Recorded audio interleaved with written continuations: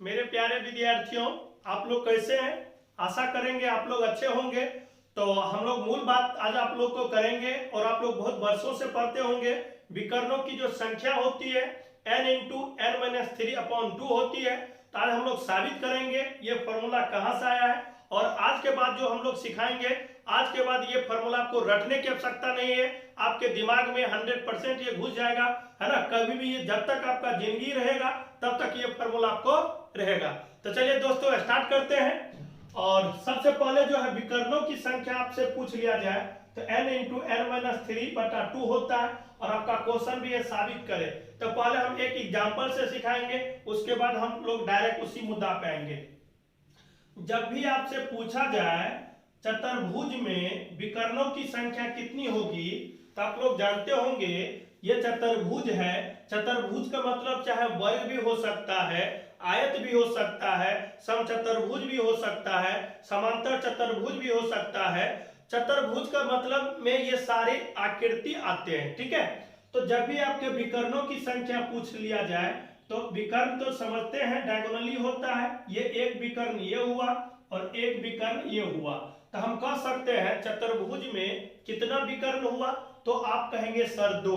लेकिन हम इसी चीज को बड़ा मतलब बहुभुज में बात करेंगे तो वहां पे गिनना बहुत टफ हो जाएगा और उस स्थिति में हम लोग डायरेक्ट फॉर्मूला पे ही लगा के क्वेश्चन को सलूशन कर पाएंगे। लेकिन ये छोटा था तो उसी तरह हम चाहते कि इस तरह को अच्छे तरीका से आपके सामने पेश करें ताकि आपका पता चल सके ये फॉर्मूला आया कहां से। तो सबसे पहले हमको ये बात करनी है विकर्ण को मिलाने के लिए एक बार में कितनी बिंदु को हमको कवर करना पड़ा।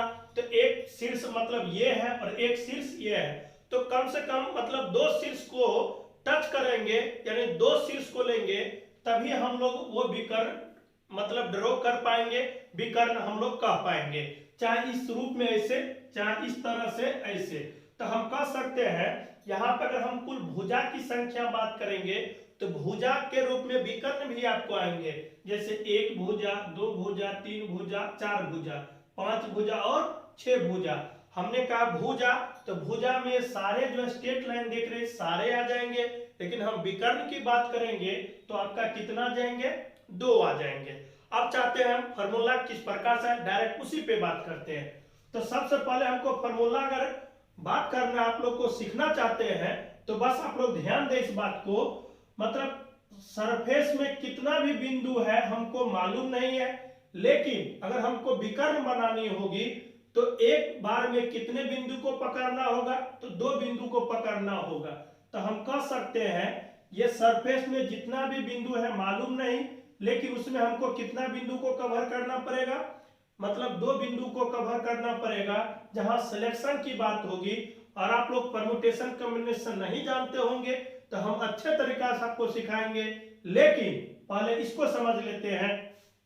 तो जितना भी भुजा होंगे मालूम नहीं, लेकिन उसको मतलब सरफेस में धरातल में जितने भी बिंदु होंगे मालूम नहीं, लेकिन अगर हमको रेखा खींचनी होगी तो कम से कम उस रेखा के लिए 2 बिंदु की आवश्यकता होगी, तो हमने 2 लिखा। लेकिन कहा जितना भी बिंदु होंगे उतना ही, मतलब उस सरफेस में उस धरातल में जितना भी बिंदु होंगे वहीं पे मेरे लिए वो n हो जाएंगे, ठीक है दोस्तों। तो अब यहाँ पे हम लोग परम्यूटेशन कॉम्बिनेशन में जानते हैं ये नीचे वाले पार्ट ये बताता है ऊपर वाले पार्ट को उतना बार घटते क्रम में लिखना है। अगर ये 2 है तो n को 2 बार घटते क्रम में लिखेंगे तो एक तो डायरेक्ट n हो जाएंगे और n में से घट मतलब कमी करना है तो ये सीधे n हो जाएंगे और n में से एक कम करेंगे दोस्तों तो n माइनस क्या हो जाएंगे, 1 हो जाएंगे। और बट्टा में भी इसको भी घटते क्रम में तो 2 के बाद कितना हो जाएंगे, 1 हो जाएंगे और माइनस कितना हो जाएंगे, n हो जाएंगे, ठीक है दोस्तों। अब हम यह बात करेंगे तो यहाँ पे n मतलब इस रूप में हम लोग दोस्तों बात करेंगे, इसको अगर गुना करेंगे तो सीधे 2 हो जाएंगे और ये कितना हो जाएंगे, 1 हो जाएंगे। अगर हम बट्टा पे क्रिया करेंगे दोस्तों तो बट्टा में कुछ नहीं होती तो क्या होती है, 1 होती है। इसको हम बट्टा पर के क्रिया करेंगे तो डायरेक्ट क्या हो जाएंगे, n इंटू n माइनस 1 और ये कितना हो जाएंगे दोस्तों, माइनस 2n हो जाएंगे। अब हम दोस्तों क्या करेंगे, इसको क्रिया कर लेते हैं स्टेप को, ठीक है। तो यहाँ पे ये हो जाएंगे n स्क्वायर माइनस n हो जाएंगे और यहाँ पे माइनस 2n बटा में कितना हो जाएंगे, 2 हो जाएंगे। यहाँ पे दोस्तों -2n और -n, तो माइनस कितना हो जाएंगे, ठीक है 3n हो जाएंगे और बटा में कितना हो जाएंगे 2 हो जाएंगे। अब दोस्तों यहाँ पे क्या करेंगे हम n कॉमन लेंगे, n कॉमन लेंगे n - 3 और बटा में कितना हो जाएंगे 2 हो जाएंगे और यही आपका फॉर्मूला प्रूफ होता है। तो हम आशा करेंगे दोस्तों ये आपको अच्छा लगा होगा। अब हम लोग डायरेक्ट क्वेश्चन पे आ जाते हैं। तो अगर आपसे पूछा जाए चतुर्भुज में चाहे आयत में कितने विकर्ण होते हैं, तो हमको ये बात आपको समझनी होगी आयत में कितने भुजा होते हैं, तो आप कहेंगे सर 4, यही 4C2 लिखेंगे दोस्तों, मतलब हमने कुछ कहा नहीं है, आप लोग जानते होंगे। तो 4 को 2 बार घटते क्रम लिखेंगे दोस्तों, तो 4 के बाद कितना हो जाएंगे आप लोग जानते होंगे, तो जानते होंगे तो 3 हो जाएंगे और 2 गुने 1, तो अगर काटेंगे दोस्तों तो कितना भुजा होंगे 6, लेकिन हमने कहा था बेसिक से हम बात करें तो 6 भुजा हो गए, लेकिन यहाँ पे 1 2 3 4 5 और 6 हो गए, लेकिन जितना भुजा होती है उतना घटाना पड़ेगा, तो 6 में से 4 जाएंगे तो कितना हो जाएंगे 2, और यही चीज आपको यहाँ से, लेकिन ये चीज इतना करने की आवश्यकता नहीं है दोस्तों, आप लोग डायरेक्ट चतुर्भुज बोले तो डायरेक्ट n रखेंगे तो हम कह सकते हैं n बराबर 4 और यहाँ पे हम लिख सकते हैं 4 और 4 में से 3 जाएंगे दोस्तों कितना 1 और बट्टा में 2, तो इसको अगर हम काटेंगे तो कितना हो जाएंगे 2 हो जाएंगे। तो आशा करेंगे कि जब इस प्रकार के क्वेश्चन आपके सामने में आ जाए तो आप लोग बनाएंगे। अगर आप लोग नहीं लिखे होंगे तो लिख लीजिए, या आपके पास लिखने का भी संसाधन नहीं है तो स्क्रीनशॉट लेके आप काम कर सकते हैं, ठीक है दोस्तों। तो चलिए इस पे 1-2 क्वेश्चन हम करवाएंगे और आपको अच्छा लगेगा, है ना। आज के बाद इस तरह का क्वेश्चन आपको कभी नहीं छूट सकता है दोस्तों। तो हम पहला जो मेरा क्वेश्चन मेरे पास है दोस्तों, कहता है कि एक अष्टभुज में कितने विकर्ण होते हैं। मेरे पास जो क्वेश्चन है एक अष्टभुज में कितने विकर्ण होते हैं, तो हम कह सकते हैं यहाँ पे अष्टभुज का मतलब होती है n बराबर 8 भुजा होंगे। क्या होंगे दोस्तों n बराबर 8 होंगे, और जब आपसे पूछा जाए अष्टभुज में कितने विकर्ण होंगे तो n बराबर 8 और यही फॉर्मूला हम लोग लगा देंगे। तो विकर्णों की संख्या बराबर आप लोग जानते होंगे, आपके पास फॉर्मूला भी हमने साबित भी किया है। तो यहाँ पे n बराबर 8 और 8 में से 3 जाएंगे 5/2, तो ये काट के कितना हो जाएंगे 20। तो हम कह सकते हैं अष्टभुज में कितने विकर्ण होंगे, तो आप कहेंगे सर 20। क्या हमने सही कहा? आपको समझ में आया ही बात? अच्छा, अगर आया होगा तो एक क्वेश्चन इसका हम लोग रिवर्स में बात करेंगे, तो उस क्वेश्चन को आप लोग समझिए किस प्रकार से हम बात करते हैं, ठीक है दोस्तों।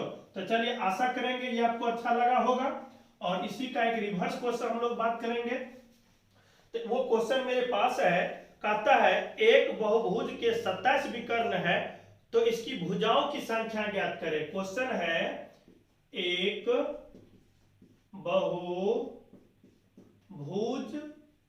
के 27 विकर्ण है, 27 विकर्ण है, तो भुजाओं की संख्या ज्ञात करें, ठीक है। तो जब भी विकर्ण आपको दे रखा होगा, अगर भुजाओं की संख्या निकालनी हो तो आप 2 प्रकार के अप्रोच लगा सकते हैं। पहले हम लोग क्वेश्चन पे डिस्कस कर लेंगे, उसके बाद आप तो सीखे हैं और हमको लगता है आप 100% बना सकते हैं।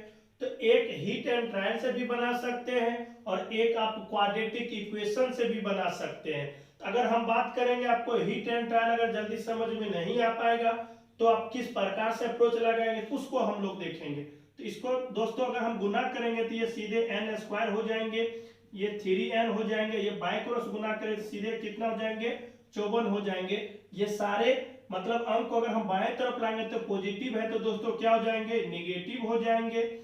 ये 3n ये 54 बराबर कितना 0।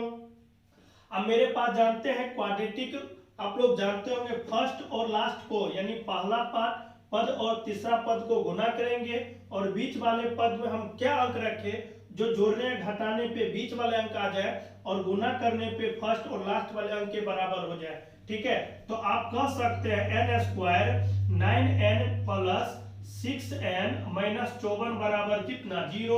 यहाँ पे दोस्तों अगर हम n कॉमन ले पाएंगे, यहाँ पे हम लोग लिखेंगे तो शायद आपको दिख रहा होगा, हम यहाँ पे लिखेंगे तो n माइनस 9 हो जाएंगे, और यहाँ पे अगर हम 6 कॉमन लेंगे तो n माइनस 9 हो जाएंगे बराबर 0 हो जाएंगे। ये दोनों पार्ट आपका समान है, n माइनस 9 और n प्लस 6 बराबर 0। ये पार्ट उधर जाके तो पॉजिटिव है तो निगेटिव हो जाएंगे, और ये निगेटिव है तो पॉजिटिव हो जाएंगे। तो हम कह सकते हैं n बराबर कितना हो जाएंगे 9 हो जाएंगे। मतलब जब बहुभुज में अगर 27 विकर्ण है तो भुजाओं की संख्या कितनी होगी 9 होगी। अगर आपको लग रहा है तो हम थोड़ा चेक भी कर सकते हैं। तो अगर हम चेक करेंगे दोस्तों तो देखते हैं, तो n बराबर अगर हम 9 रखते हैं तो इसमें 27 आता है क्या, तो चेक करते हैं तो 9, और 9 में से 3 जाएगा 6 और बटा 2। ये दोस्तों अगर हम बात करेंगे 3 9 या 27, बिल्कुल 27 आता है, इसका मतलब मेरा सही है। ठीक है, तो अगर ये अभी तक दोस्तों आप चैनल को सब्सक्राइब नहीं किए तो फटाफट कर लीजिए, और वीडियो को लाइक नहीं किए तो उसको भी कर लीजिए, ताकि मैं जब भी इस तरह का और सारा चैप्टर है दोस्तों, रीजनिंग हो चाहे जो भी आपको पढ़ना है तो कमेंट करें, वो सारा चीज हम लेक्चर आपका अपलोड करेंगे। तो चलिए दोस्तों, हम आशा करेंगे आप ये देखे होंगे तो अच्छा लगा होगा। तो थैंक यू, ओके।